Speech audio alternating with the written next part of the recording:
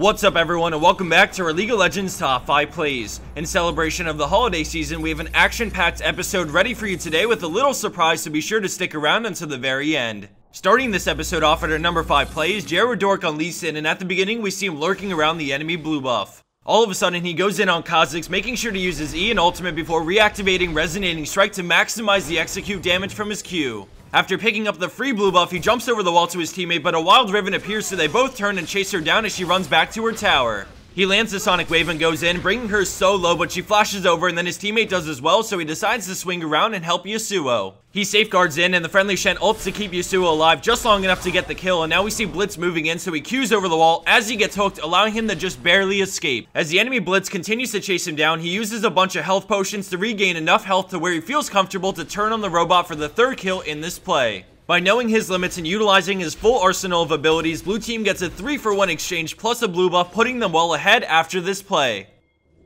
Coming in at our number 4 spot is XPride209 with a huge play on Orianna. At the start of this team fight, the friendly Ashe gets crushed by Evelynn, leaving blue team in a 4v5. As they start to turn things around, we slow it down and watch the ball move a short distance straight into a command shockwave and dissonance on all 5 members of the enemy team, completely turning this fight 180 degrees in the favor of blue team. They go all the way from a 4v5 with no AD carry to a 4-for-1 exchange and quadra kill for Orianna in the blink of an eye.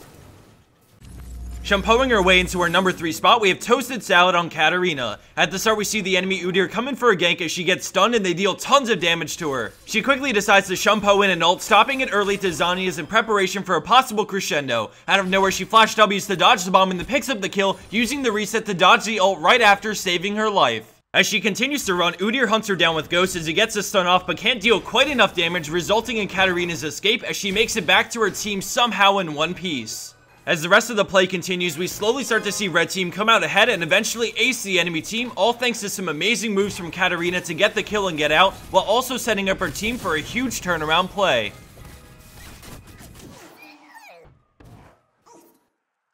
Coming in at her number 2 spot is Layfoo and Leblanc with some sick jukes. At the start we see Yasuo coming right at her, but she looks past that and double distortions to get Shyvana and get out. As the enemy Yasuo continues to chase after her, she waits on her cooldowns in the safety of the brush, and then when he gets close enough, she W's across and then reactivates it to juke him out. With nowhere else to run, she heads to the enemy tower while waiting on her cooldowns. Unfortunately, her passive gets popped and Yasuo closes the gap, so she W's away and pops Zhonya's. She plans to escape and ults away, pulling Yasuo and baiting the wall just to come back in and QE Ezreal for the kill. Yasuo uses Garen to get close and almost get the kill, but another distortion creates some distance as she jukes back a final time, escaping somehow with 2 kills under her belt.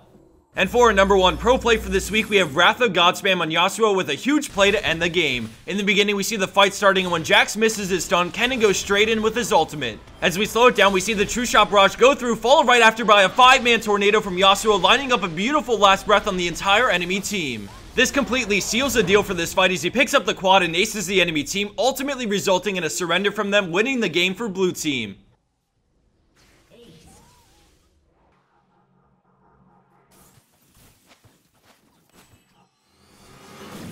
And for the bonus clip of the week, we have the best LCS caster in the world taking it away.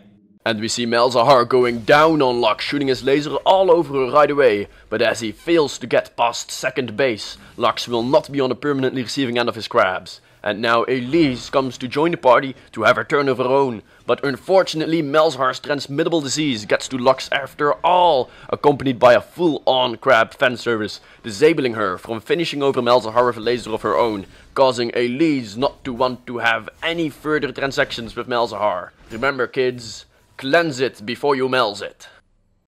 Thanks for watching, and I hope everyone had and continues to have a wonderful holiday season. A special thanks to CivHD for his masterful commentary and insight on transmittable diseases. Take care everyone, and I'll see you back here next week for the next episode of our League of Legends Top 5 Plays.